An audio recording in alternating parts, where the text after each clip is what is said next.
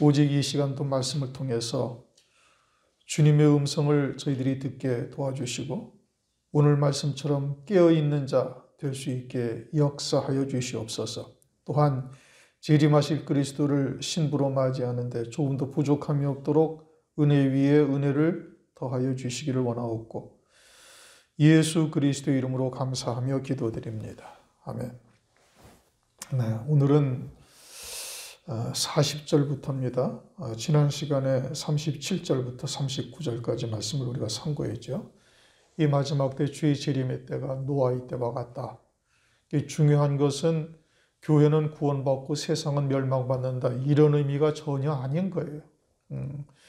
성경을 우리가 좀 이렇게 냉철하게 볼 수 있어야 되는데 일반적으로 교회에서 그냥 교회는 구원받고 세상은 멸망받는다 이렇게 얘기를 하니까 그냥 성도들이야 우선 듣기 좋으니까 그냥 뭐 아멘 하고 이러는데 그러나 성경은 절대 그렇게 말씀하고 있질 않아요. 그러므로 우리가 이 시대의 표적을 보고 심각함을 깨닫는다면은 그러면 더욱 경성하여 깨어 있어서 근신하면서 마지막 때를 대비할 수 있는 자가 되어야 되는 겁니다. 오늘도 이제 거기에 이어서 말씀이 이어지고 있죠. 그때 두 사람이 밭에 있음에 하나는 데려감을 당하고 하나는 버려둠을 당할 것이요. 두 사람이 밭에 있는데 하나는 데려감을 당하고 하나는 버려둠을 당한다. 그러니까 이제 일반적으로 데려감을 당하는 자는 이제 휴거되어져서 그리스도의 신부가 된다. 뭐 이렇게 주장을 하는데 불행하게도 그런 의미가 아니죠. 데려간다는 것과 휴거라는 것은 전혀 다른 의미예요. 그리고 이 데려감을 당한다는 것이 무엇을 말씀하시는지를 이제 그 다음에 쭉 말씀하시는데 데려감을 당하는 자는 깨어있는 자예요. 42절, 43절을 보면은 깨어있는 자를 말하고 있죠. 깨어있는 자. 깨어있는 자가 데려감을 당하는 거고 또 45절을 보면 때에 따른 말씀, 때에 따른 양식을 나눠주는 종들과 때에 따른 양식을 먹는 자들이 그렇게 데려감을 입는 것을 말씀하고 있어요. 그리고는 더 나가서는 25장에 가서 이제 기름 준비한 5처녀와 미련한 준비하지 아니한 5처녀를 통해서 신랑이신 예수 그리스도를 맞이할 자들이 누구냐? 기름 준비한 처녀들이다 이겁니다. 그런데 25장 13절을 한번 읽어보세요. 그런즉 깨어있으라 너희는 그날과 그 시를 알지 못하느니라. 그러니까 깨어있는 자는 시대의 표적을 보고 때를 분별하고 그리고 때에 따른 말씀을 먹는 자가 되는 거예요. 그렇게 때에 따른 말씀을 먹는 자가 결국은 재림하실 그리스도를 맞이하는 것이고 근데 이게 이 25장은 신부가 되는 거잖아요. 이게 데려감을 당한다는 것이 신부가 되는 것을 의미하고 있는 거예요. 그런데 우리가 요한계시록을 상고하면서 알고 있는 것처럼 신부는 그리스도의 신부 어린 양의 아내는 요한계시록 19장 7절 8절에 희고 깨끗한 세마포를 입은 자들이고 그 흰옷을 입은 자들은 계시록 6장 9절 이하 11절까지 순교한 자들이라는 것을 말씀하고 있어요. 그러니까 이 데려감을 당한다는 것이 그냥 단순히 그냥 뭐 어디로 옮겨간다 이런 의미가 아니고 타작마당에 데려가서 타작하는 자들에게 순교케 하시는 거예요. 마지막 환란의 때. 그게 데려감을 입는다, 데려감을 당한다라는 의미예요. 이 말씀을 그러니까 전체적으로 봐서 이 데려감을 당한다는 것이 무엇을 의미하는가를 이 큰 흐름을 보고 이렇게 파악을 해야 되는 것인데 그냥 그 단어 하나를 달랑 가지고서 다른 뜻으로 엉뚱하게 확대 해석하면은 이건 문제가 심각한 겁니다. 그러니까 하나는 데려감을 당하고 하나는 버려둠을 당하는데 그때가 언제예요? 이제 노아의 때와 같이 인자에 임할 때. 다시 말하면 조금 더 나가면 무화과 나무의 비유가 이제 이루어져서 여름이 되어져서 인자가 문 앞에 이르는 때. 그러니까 오늘날이죠. 이제 오늘날 벌써 무화과 나무 잎이 난 지가 벌써 73년이 지났습니다. 73년이 지났을 때니 이미 이제 이 세대라는 그 한 세대가 이제 거의 다 끝나가는 무렵이 이제 오늘날인데 이와 같이 그때 이제 노아의 때와 같이 주께서 재림하실 때 그때 두 사람이 밭에 있다. 밭에 있다라는 것은 일을 하고 있다 이 뜻인 겁니다. 밭일을 하고 있는 거예요. 그러면 이것이 그냥 일반적으로 밭에서 농사 지고 있는 것을 말씀하시는 거예요? 아니면은 교회를 의미하는 거예요? 교회를 의미하는 거예요. 교회에서 두 사람이 일을 하고 있는 거예요. 두 사람이 일을 하는데 한 사람은 보아스의 밭과 같은 곳에서 베어내는 추수하는 일을 하고 있고 왜? 이제 시대의 표적을 보고 때를 가늠하면서 때에 따른 양식을 먹고 있으니까 주의 재림의 때가 가까웠으니 어떤 일을 해? 추수하는 일을 하는 거예요. 그 다음에 버려둠을 당하는 자는 노아의 때와 같이 먹고 마시고 시집가고 장가가는 이와 같은 것을 신앙의 목적으로 삼고 그것을 위해서 신앙생활을 하고 있는 자 이렇게 딱 구별되는 겁니다. 왜? 그 앞에 노아의 때와 같다고 말씀하셨으니까. 노아의 때와 같은 이 마지막 때에 방주를 짓는 중심으로 신앙생활을 하는 자 즉 주의 재림을 맞이할 이와 같은 말씀을 가지고서 신앙생활을 하는 자가 있고 그렇게 해서 일을 하는 자가 있고 또 먹고 마시고 시집가고 장가가는 것을 위해서 일을 하고 있는 거예요. 다 교회에서 일을 하죠. 목사도 일을 하고 성도들도 각자의 직분을 따라서 다 일을 하는 겁니다. 일을 하는데 그 신앙의 목적 어떤 일을 하고 있는 것이냐? 보아스의 밭과 같이 보리 추수하는 이와 같은 일을 하고 있는 데도 있고 아니면은 그저 먹고 마시고 시집가고 장가가는 이와 같은 것을 이제 신앙의 중심으로 삼고 그런 것을 위해서 이제 일을 하고 있는 자. 그러면은 어떻게 되는 거예요? 그러면은 이제 버려둠을 당한다. 버려둠을 당한다라는 것은 환난 날에 짐승표를 받고 하나님의 진노의 심판을 받는 자가 되는 것을 말씀하고 있는 겁니다. 그러므로 이 마지막 때가 되어져 갈수록 우리는 더 날선 검보다도 예리한 하나님의 말씀을 통해서 땅에 붙어 있는 것들이 완전히 다 끊어진 자가 되어야 되는 거예요. 온전히 베어진 자, 이제 타작마당에 데려감을 당하는데 어디로 데려감을 당한다고요? 타작마당에 데려감을 당할 그와 같은 믿음의 자리에 딱 서 있어야 되는 것이죠. 그러지 아니하면 버려둠을 당하는 자, 둘 중에 하나예요. 데려감을 당하느냐 버려둠을 당하느냐. 중간은 없죠. 또 41절 두 여자가 매를 갈고 있다. 이 여자는 교회를 말하는 거예요. 매를 갈고 있다라는 것은 맷돌을 돌리고 있다 이런 의미인데 이것은 양식을 지금 만들고 있는 거예요. 그런데 교회가 거듭난 자로서의 양식은 하나님의 말씀이 양식이죠. 그렇죠?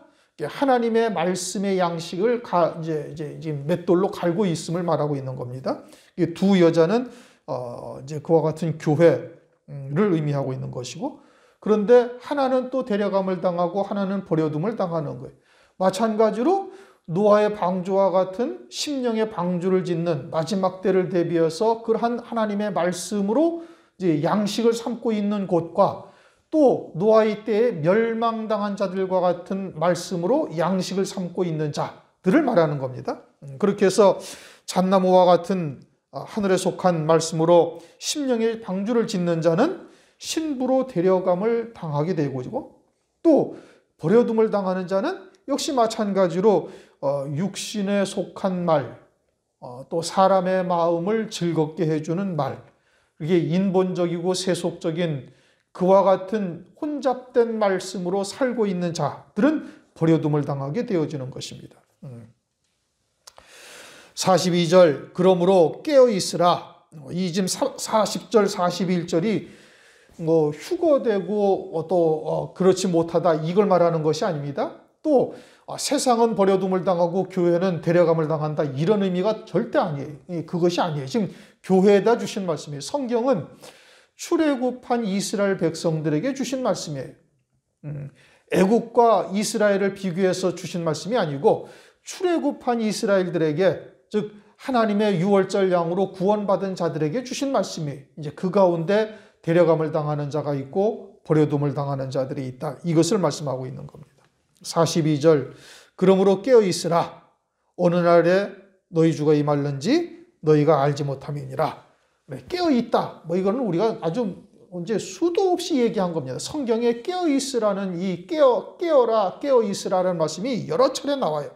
마가복음 13장 33절, 누가복음 12장 35절, 누가복음 21장 36절, 로마서 13장 11절, 고린도전서 16장 13절, 데살로니가전서 5장 6절, 여러 곳에서 깨어있으라고 계속 강조하고 있는 거예요. 깨어있다, 그럼 잠잔다, 반대는 잠자죠? 잠자는 거죠? 그럼 잠잔다라는 것은 뭘 말하는 거예요? 이것이 신앙생활을 안 하고 뭐 예수를 안 믿고 바깥으로 뛰쳐나갔다, 이걸 말하는 것이 아니에요. 열심히 신앙생활을 하지만 육에 속한 삶을 살고 있는 자, 육에 속한 말씀으로 신앙생활을 하고 있는 자, 그건 잠자는 거예요. 깨어있는 자는 하늘에 속한 영원한 생명으로 사는 자요, 그러한 생명을 더하게 하는 말씀으로 살고 있는 자, 이 깨어있는 자죠. 그렇게 해서 하늘에 속한 심령, 또 하늘에 속한 자가 되어지면은 하늘에서 예비하신 구원과 하늘에서 이루시는 구원의 때를 안다는 말씀이에요. 우리가 얼마 전에 이제 초실절이라는 절기를 지냈죠. 6월절, 또 무교절, 초실절, 그리고는 이제 앞으로 이제 초실절로부터 7 안식일 후에 이제 오순절이 있어요. 50일째 되는 날. 그리고서는 이제 넉 달 농사를 지난 다음에 이제 나팔절, 속죄일, 초막절이라는 이제 7 절기가 있어요. 말씀드린 것처럼 이 절기의 유익이 뭐냐? 절기의 유익은 주의 재림의 때를 우리에게 계속해서 강조하고 있음을 말씀하고 있는 거예요. 오순절까지는 주님의 초림으로 다 이루어졌어요. 그럼 남은 나팔절로부터 속죄일, 초막절은 무엇을 나타내고 있어요? 주의 재림의 때를 말씀하고 있는 거예요. 그러니까 이 7 절기를 통해서 주님이 다시 오실 때를 늘 소망하게 하고 그 때를 대비하게 하는 것이 절기의 가장 큰 유익이죠. 그런데 그 뒤에 나팔절 또는 속죄일, 초막절이라는 절기를 오늘날 교회들이 거의 다 잊어버렸어요. 그것을 지키는 데가 있어요, 없어요? 없어요. 거의 다 없고 그냥 오순절까지는 그런 대로 지키는데, 그러다가 추수감사절로 휙 건너뛰고 그리고서는 성탄절로 딱 넘어가 버리는 거예요. 그래가지고 주의 재림에 대한 절기를 전혀 교회가 기억하지 못하고 그리고 잊어버리고 살아가고 있다 이겁니다. 그러니 이것이 어둠의 권세, 마귀의 역사인 것이죠. 그러므로 그러한 이 인본적인 사람이 만든 절기를 지키는 자들은 깨어있는 자가 절대 될 수가 없는 거예요. 깨어있어서 시대의 표적을 보고 그때를 대비하는 자가 절대 될 수가 없다 이겁니다. 그리고 절기가 무엇인지를 우리가 잘 깨달아야 되고, 그런 것을 통해서 우리가 더욱더 경각심을 갖고 이제 깨어있으라. 어느 날 너희 주가 임할는지 너희는 알지 못함이라. 너희도 아는 바니 만일 집주인이 도적이 어느 경점에 올 줄 알았다면 깨어있어 그 집을 뚫지 못하게 했으랴. 이러므로 너희도 예비하고 있으라. 이건 뭐 아주 상식적인 이야기죠. 상식적인 이야기. 도적이 어느 때쯤 올 줄 알고 있다면은 딱 방비하고 있죠. 눈을 부릅뜨고. 그래갖고 도적이 도적단을 당하지 아니하도록 이제 방비하실 것 아니겠어요? 마찬가지로 깨어있으면은 시대의 표적을 보고 주의 재림의 때를 가늠할 수 있어요. 무화과 나무의 비유다.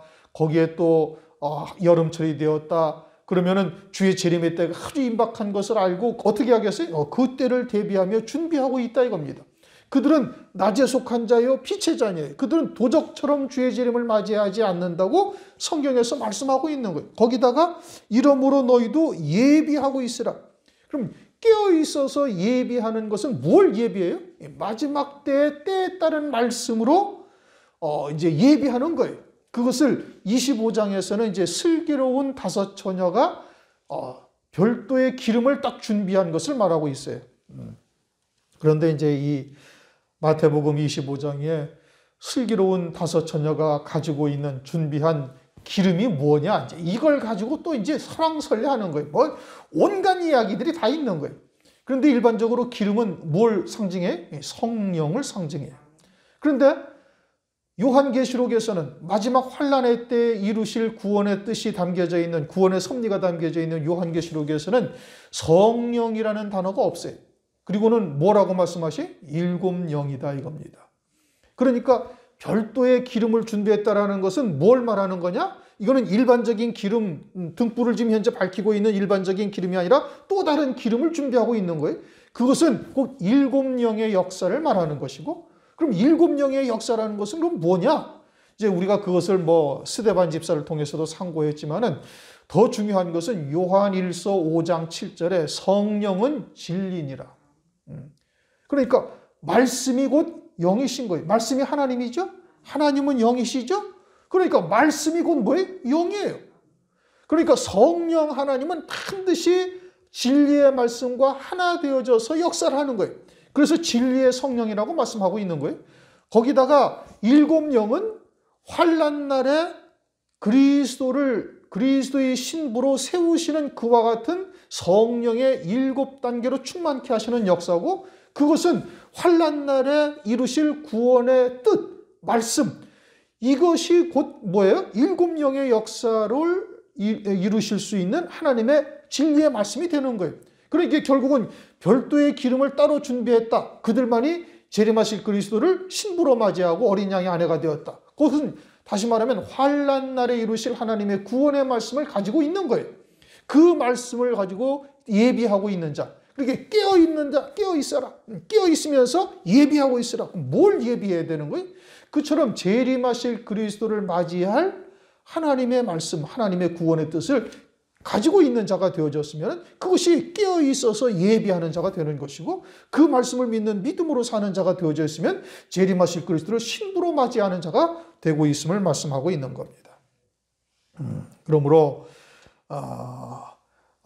너희가 43절 너희가 알지 못함이니라. 너희도 아는 바니 만일 집주인이 도적이 어느 경점에 올 줄 알았다면 깨어있어 그 집을 뚫지 못하게 하였으리라. 이러므로 너희도 예비하고 있으라. 그렇게 깨어있는 자는 그것을 예비하게 되는 것이고, 그런 자들에게는 도적이 도적질을 하지 못한다. 그래서 생각지 않은 때에 인자가 오시라. 생각지 않은 때에 인자가 오신다. 그래서 이제 마태복음 25장을 가면 열 처녀가 다 어떻게 한다고? 다 졸며 잘세. 5절을 보시면 신랑이 더디 오므로 다 졸며 잘세.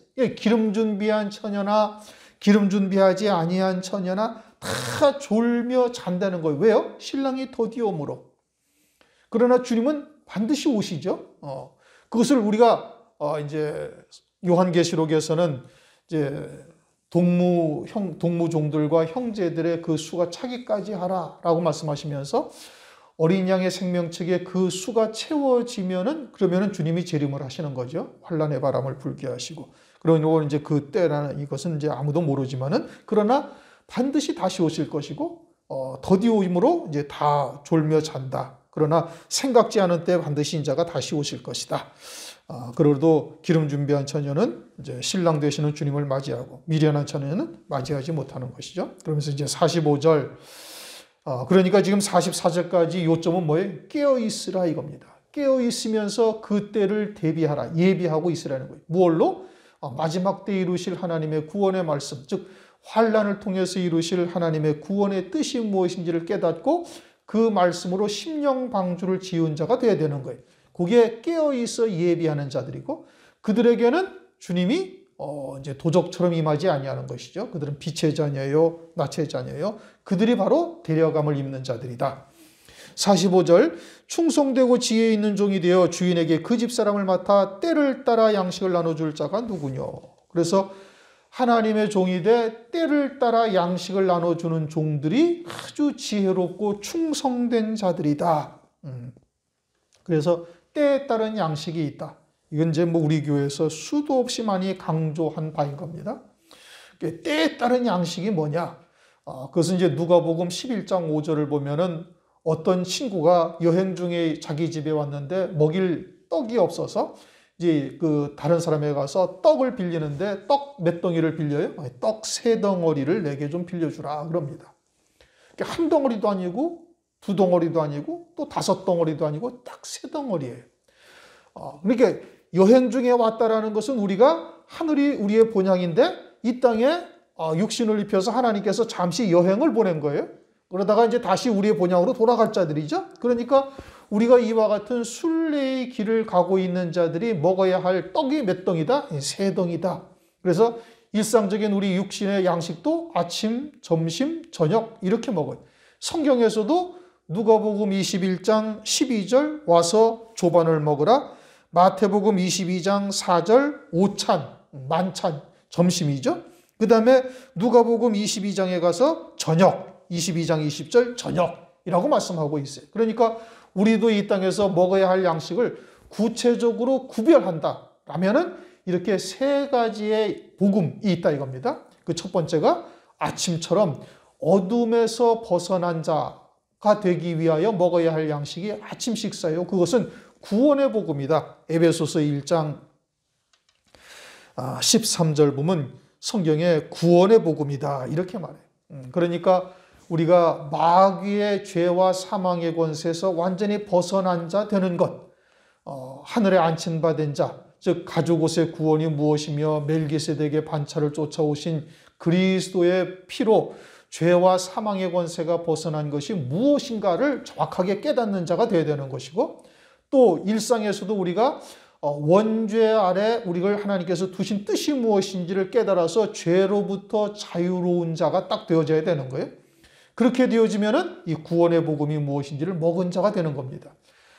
에베소서 2장 5절 6절 말씀처럼 그리스도와 함께 살리셨고 그리스도 예수와 함께 하늘에 앉히시니 라는 그 그리스도와 그리스도 예수로 말미암아 하늘에 앉은 자가 딱 되었다라는 것에 대한 확신을 딱 가지고 있어야 돼요. 그러니까 마귀가 아무리 죄를 가지고 우리를 죄책감이나 또는 죄 가운데 빠지게 해서 죄 가운데 넘어져서 있다 할지라도 지옥과는 상관이 없는 존재라는 것을 정확하게 딱 믿고 있어야 되는 것이죠. 그 이제 아침 식사를 한 거예요.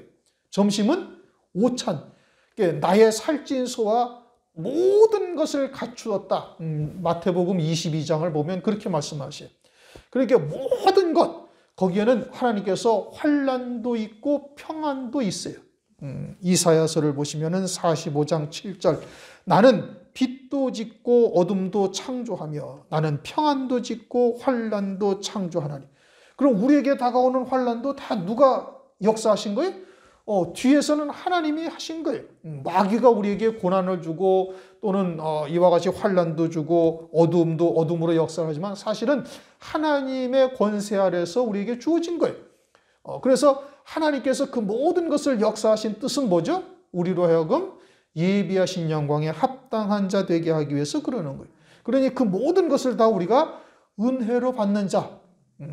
로마서 8장 32절을 보면은 자기 아들을 아끼지 아니하시고 우리를 위해서 내어주신 이가 모든 것을 다 은사로 주셨다. 그러므로 은혜의 복음, 이 사도행전 20장 24절의 은혜의 복음, 즉 오찬과 같이 잘 차려진 모든 것이 갖추어진 양식을 먹은 자가 되어주면 그냥 우리에게 다가오는 모든 것을 하나님의 은사로 받는 거예요. 좋은 것이든 좋지 아니한 것이든 은사로 받는 자. 이건 이제 오찬, 잘 차려진 음식을 먹은 거예요. 은혜의 복음을 먹은 거죠. 저녁은 어둠을 앞두고 먹는 거죠. 누가복음 22장을 본 마지막 유월절 만찬을 제자들과 함께 드시는데 그것이 저녁이다 이거예요. 그리고서는 그 유월절 만찬을 제자들과 함께 드시고서 주님은 어디로 가셔요? 십자가 지러 가시는 거예요. 어둠의 권세에게 이제는 자기가 버릴 권세로 버리기 위해서 그리로 가는 것이죠. 그리고는 제자들도 나중에는 그 유월절 만찬을 먹은 제자들도 다 주님의 뒤를 그렇게 따라간 거예요. 그래서 이 저녁 식사를 성경에서는 영광의 복음이다. 고린도후서 4장 4절, 디모데전서 1장 11절 영광의 복음이다. 즉 하늘의 영광을 위하여 환난과 같은 것을 두시고 그것을 통해서 그 영광에 합당한 자로 세워 가시는 하나님의 역사라는 것을 우리가 깨닫고 나아가는 것이죠.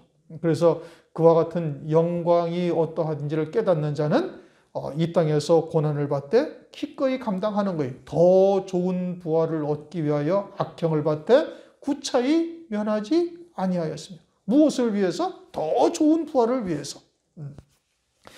그와 같이 환난 날에 기꺼이 그와 같은 것이 우리를 첫째 부활의 영광에 이르게 하시는 하나님의 은총이라는 것을 깨닫고 믿음으로 받는 자가 되어지면 영광의 복음 마지막 저녁 식사를 한 것이 되는 것이죠. 그러므로 오늘날 우리가 어떠한 양식을 먹어야 돼? 저녁과 같은 이와 같은 양식을 먹어야 돼. 어둠을 앞두고 어둠을 통해서 이루실 하나님의 구원의 뜻이 무엇인지를 깨닫고 그 영광을 위하여 이루시는 역사라는 것을 믿고 나가는 자가 되어야 되는 것이죠. 그러할 때 우리가 넉넉히 환난을 이길 수 있는 자가 되는 겁니다. 그래서 때에 따른 양식을 나눠주는 종이 지혜롭다. 때에 따른 양식이 반드시 있다라는 뜻인 겁니다. 46절 주인이 올 때 재림의 때죠.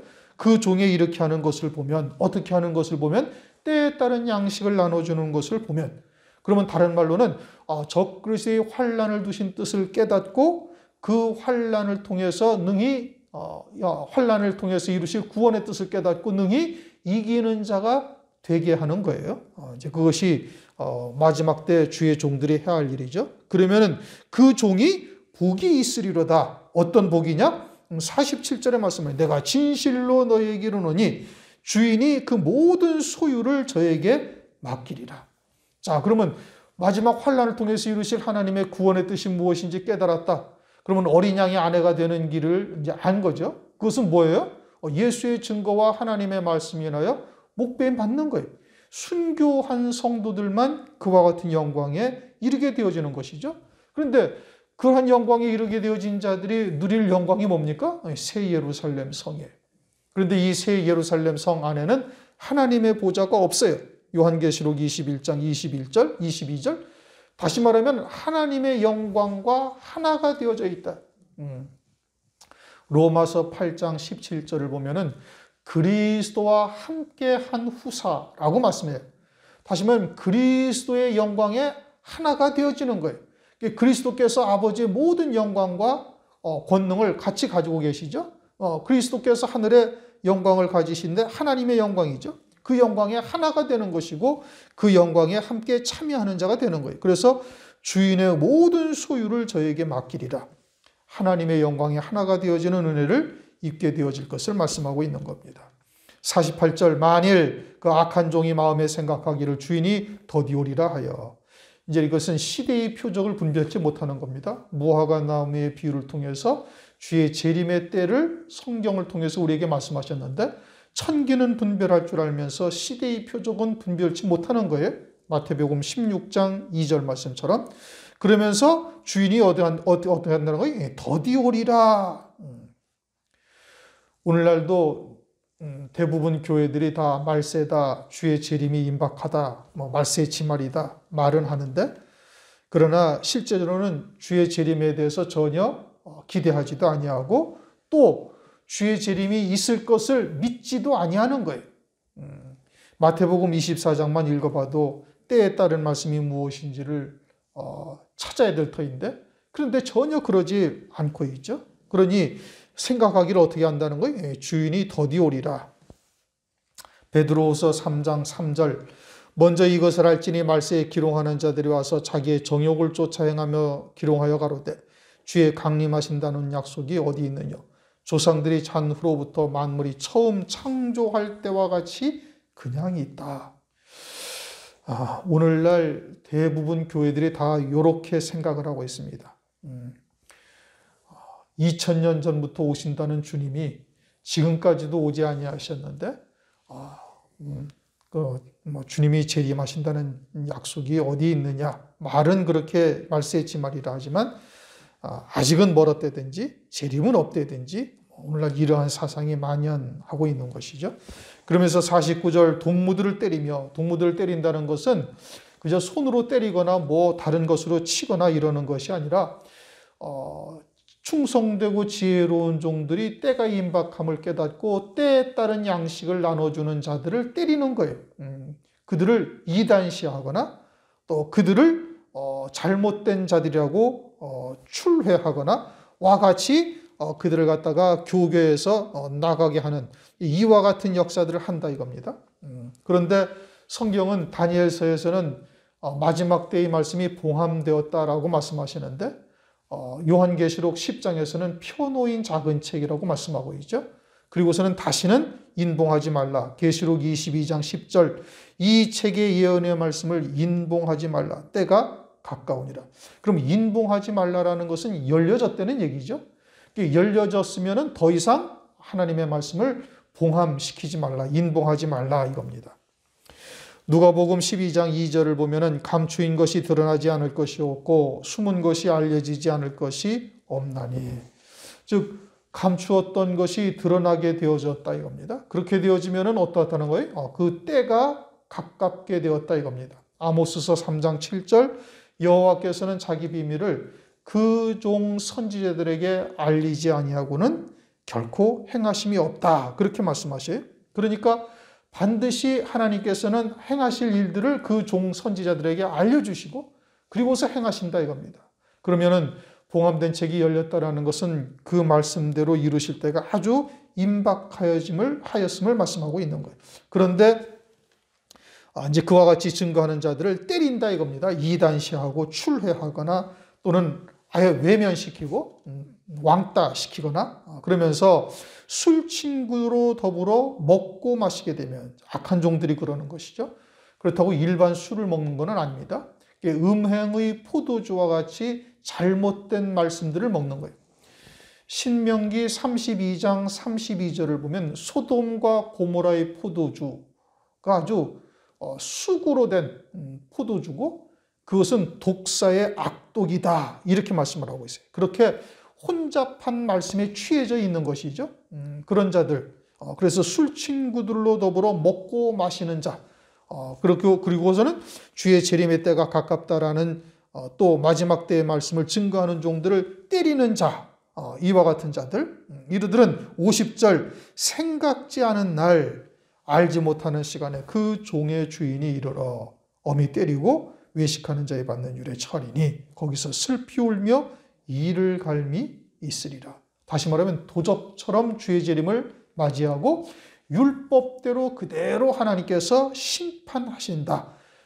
환난 날에 진노의 대접을 받게 되어질 것을 말씀하고 있는 겁니다. 데살로니가전서 5장에 보면은 이미 우리가 여러 차례 읽어봤던 것처럼 도적처럼 맞이하는 자들이 있고 빛의 자녀요 낮에 속한 자들은 주의 재림을 도적처럼 맞이하지 아니할 것을 말씀하고 있어요.